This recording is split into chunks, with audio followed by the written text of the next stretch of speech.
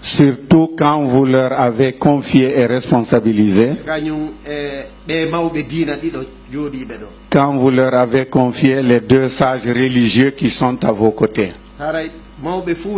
Les sages du Fouta, ils feront tout et le meilleur d'eux-mêmes pour qu'il y ait la paix et l'entente dans notre pays. Ils vont encore insister, vous demander davantage. Dieu vous a confié aujourd'hui la Guinée. Il n'y a pas quelqu'un qui peut réconcilier le Fouta que quand vous vous levez et pour le Fouta, pour la Guinée, vous dites qu'on doit aller comme ça, on doit faire comme ça. Que entre vous dites entre tous les Guinéens, on doit faire comme ça, que personne n'accuse les autres. Et puisque tous les Guinéens sont convaincus que vous êtes là pour le changement, mais ils attendent de le voir, ils sont sûrs et que les Guinéens accepteront cela. Et c'est ça qui est utile pour tout le monde. Pour les leaders politiques, il les appelle à dialoguer et à parler avec le professeur Alpha Condé. Parce qu'au moment où vous cherchiez tous le pouvoir, vous avez tous dit que vous cherchez le pouvoir pour la Guinée. Et si vous cherchez tous le pouvoir pour travailler pour la Guinée, et que si quelqu'un est devenu président de la République, ou quelqu'un d'autre n'a pas eu la chance d'être président de la République, vous tendez la main et vous tendez la main, vous faites venir vos concurrents avec lesquels vous avez cherché le pouvoir. C'est ça et c'est là où tous les Guinéens vous attendent et espèrent de vous. Et puisque vous venez de dire et vous avez toujours dit que tout ce que les sages de la Guinée vous ont dit, vous allez le faire. Et les sages de la Guinée, et puisque c'est juste ce qu'ils vous disent, ils vous demandent de faire cela. Parce que quelqu'un, un humble, un peu faible, peut dire à quelqu'un de plus fort que lui.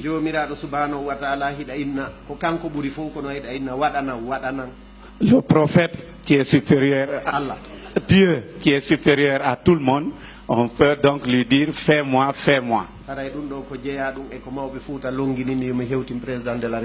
Et ça fait partie donc avec insistance que les sages du Fouta l'ont mandaté pour le porter à votre bienveillante attention. Il s'excuse si le message a été long. Mais c'est sur votre visage et la détente que vous avez qui font qu'ils vont sur cette lancée et ils sont aussi explicites. Les doyens qui sont plus âgés que lui sont là. C'est à eux que va revenir l'honneur de faire les bénédictions. Il s'excuse et il prie sur Dieu et le prophète.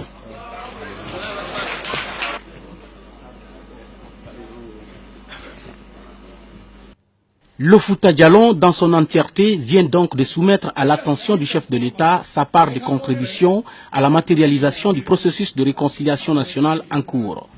La démarche, bien entamée, réjouit aujourd'hui le président de la République qui n'a cessé de prôner l'entente, la concorde et la complémentarité de tous les Guinéens dans le cadre d'une réconciliation paisible et bénéfique pour tous. Professeur Alpha Condé entend continuer toujours à œuvrer en faveur de la vérité, de la justice, de la paix et de l'unité entre les filles et fils de notre nation.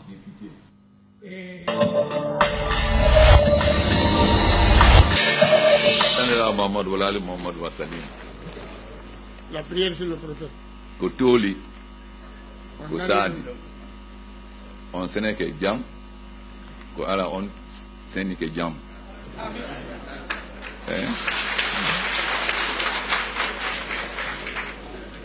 La Guinée ko auto maldo pini nai. Si goto ala pini auto no yata. O mo babe do ubemo tawama lama Porto lama Sékou-Touré lama Lansana Conté lama Dadis lama Sékouba ube ido andi la Guinée burilam ido burmi andude lawol ko dion ko jenko mi nana seda pulo me e pula me mi wawata wodude so atuna hake me mo walu to français Bravo. Je souhaite la bienvenue à tous les grands sages venus de notre contrée du Fouta. Nous savons que le Fouta est une grande région religieuse. Vous avez cité Tianabou Bandian. J'ai fait mes études avec beaucoup d'enfants de cette famille. Nous avons eu à lutter politiquement ensemble. J'ai fait presque tous les districts du Fouta. J'ai fait tous les districts de l'Abbé, de Koubia, de Lelouma, de Daraba, de Mamou. J'ai fait les districts de Mali, sauf la frontière avec la République du Mali. J'ai fait la préfecture de Tougué, sauf la partie qui est frontière avec le Mali. Vous savez que la route est très très difficile. J'ai beaucoup écouté, mais j'ai répondu aussi. J'ai posé une question. J'ai dit le Fouta connaît beaucoup la chefferie. Depuis Karamoa Alpha, ou à Soyi, son guerrier, le Fouta connaît si bien la chefferie qu'elle a eu à trancher entre les descendants de Karamoa Alpha et de Souri, son guerrier. Karamoa Alpha était le chef religieux. Il a dirigé la guerre contre les Dialonké parce que les Dialonké ne voulaient pas être musulmans.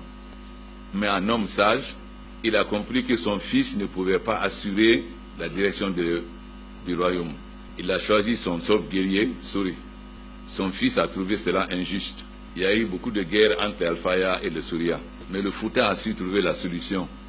Ils se sont réunis à Fukumba et ils ont décidé que les Souria gouverneront 2 ans et l'Alfaya 2 ans. Mais c'était une mauvaise solution parce que le pouvoir se partage difficilement. Donc quand le Souria était Almami, après 2 ans, il refusait de quitter. Tout le Fouta se mettait avec l'Alfaya pour combattre les Souria. Finalement, les Blancs ont tranché en faisant 2 Almamia, l'un à Mamou, l'autre à Dabola. Donc ça veut dire que diriger, ce n'est pas facile. Mais le Fouta connaît mieux la chefferie plus que tout le monde.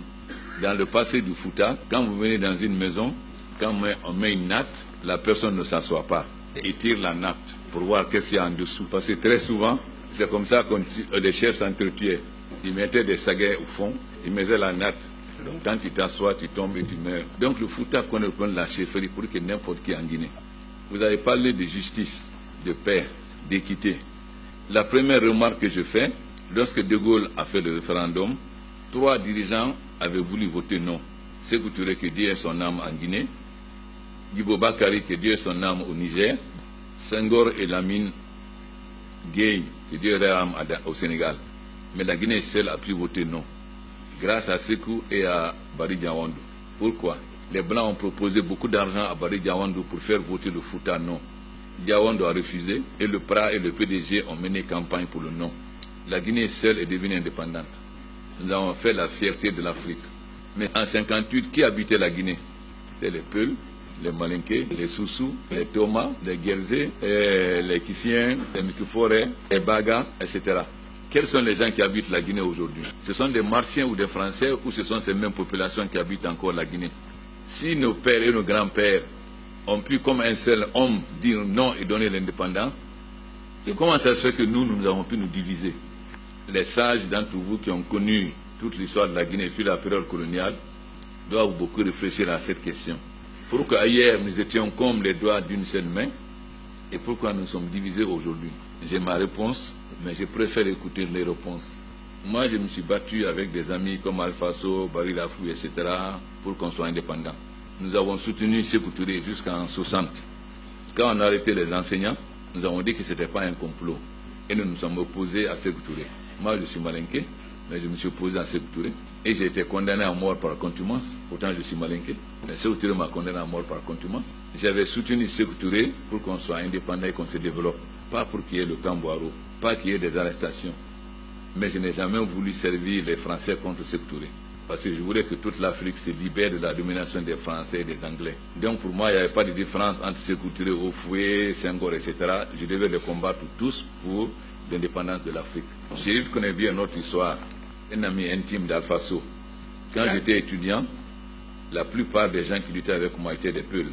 À l'époque, les Malinqués me combattaient. Ils disaient que j'étais l'instrument des Peuls. Moi, j'étais l'instrument de personne. Je défendais mes convictions. Et la plupart de mes compagnons étaient les descendants de Tchernobyl Banyan. Posaient la question à Balé Moutaga, à Asmiou, à Babraman Para, etc., à Daï. Tous ces gens étaient des descendants de Alaï Boubanya. C'était les gens de Daoussare. Mais c'est avec que je me suis battu contre tous ceux qui étaient malinqués. Mais je leur ai dit, si vous pensez que vous m'utilisez, vous vous trompez. Je vous dis tout ça parce qu'en Guinée, on aime le mensonge. On aime déformer la vérité. Le président Bilo m'a dit un jour au Parlement, avant ça, quand il était président, quand je levais la main pour parler, il faisait comme s'il ne me voyait pas. Il ne me donnait pas la parole. Mais un jour, il m'a appelé dans son bureau. Il a Mamou, vous pouvez lui demander.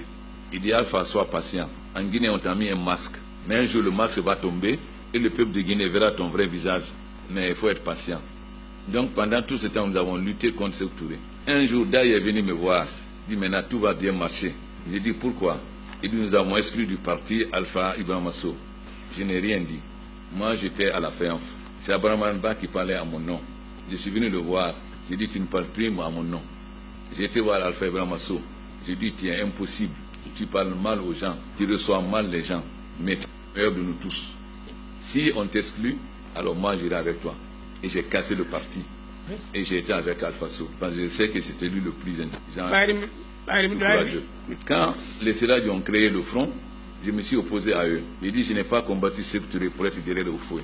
Je n'ai pas combattu Sékou Touré pour me mettre derrière les Français. J'ai combattu Sékou Touré parce que j'estime qu'il n'est pas assez progressiste. Ce n'est pas pour que les Français nous dominent de nouveau. J'ai été voir le syndicaliste David Souma à Dakar. Il dit, est-ce que tu sais que ne vous aidera jamais à renverser Sékou Touré? J'ai dit, Houphouët vous utilise pour que Sékou Touré insulte tous les jours les Blancs. Pour que les Blancs, au lieu de venir investir en Guinée, aillent investir en Côte d'Ivoire. Il dit, je le sais. J'ai dit, alors pourquoi vous acceptez? Il dit, mais c'est le seul qui nous donne de l'argent. J'ai dit, donc vous ne luttez pas pour la Guinée, vous luttez pour l'argent. Quand les militaires ont pris le pouvoir, nous avons analysé leur discours. Il y a encore ici des témoins parmi mes amis. Vous pouvez poser la question à Badiko ou à l'aristocrate ouvrier Amadou. J'ai dit, les militaires qui viennent de prendre le pouvoir, ils vont tuer comme Sékou Touré. Ils vont violer les droits comme Sékou Touré. Mais Sékou Touré n'a pas développé la Guinée, mais il a laissé la Guinée intacte. Sékou Touré a été nationaliste. C'est les Guinéens qui dirigeaient dans les bureaux. Ces militaires-là, ils vont faire revenir les faux blancs qui vont venir prendre notre économie. Ça, c'était le constat. Mais tous les Guinéens étaient dans la rue. Vive le CMRN, vive le changement. Donc si nous, on avait voulu attaquer les militaires en ce moment-là, le peuple n'allait pas comprendre. Nous avons donc décidé de choisir une voie qui était l'opposition constructive. Nous avons commencé à sortir des brochures avec le mouvement MND, Mouvement National Démocratique. Nous avons sorti une première brochure, quel avenir pour la Guinée.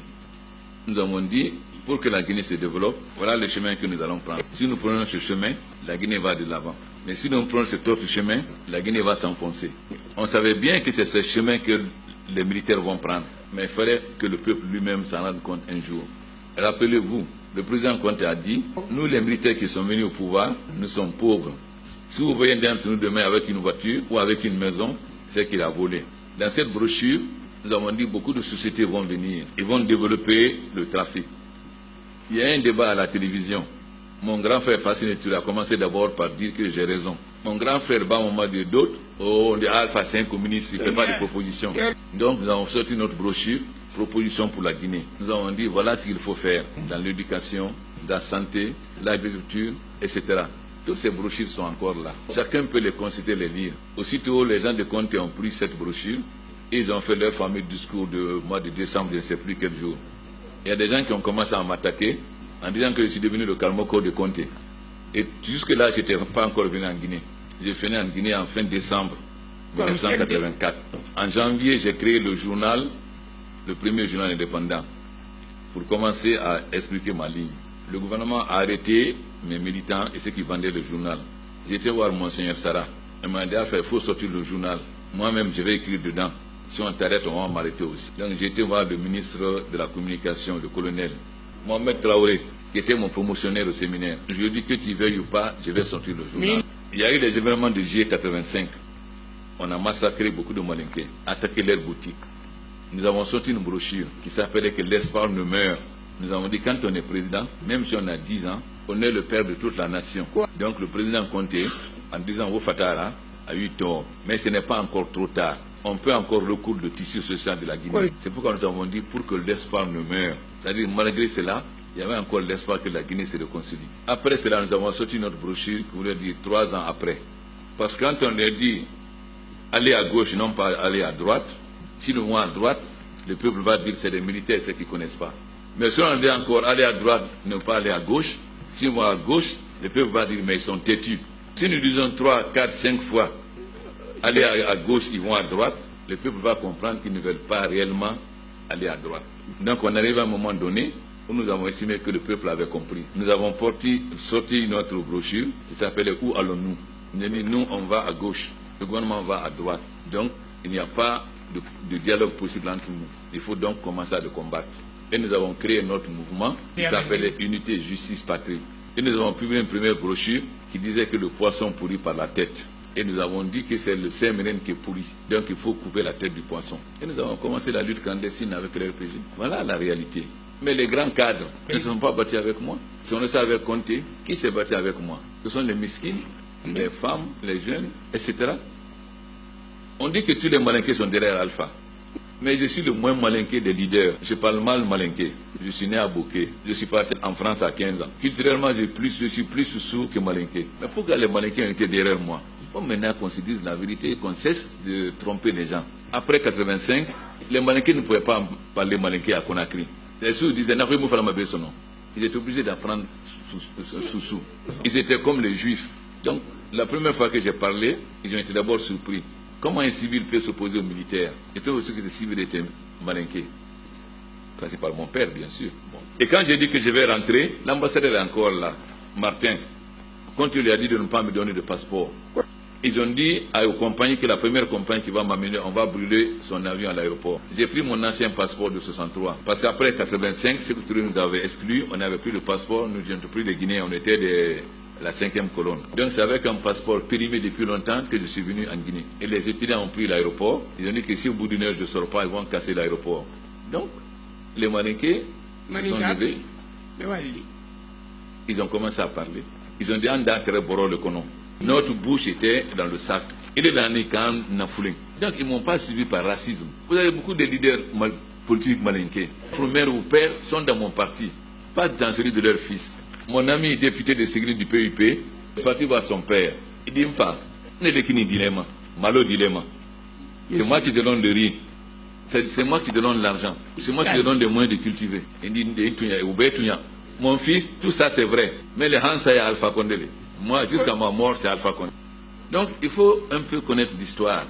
Quand on ne connaît pas l'histoire, on se laisse manipuler par les politiciens. Quand un politicien a un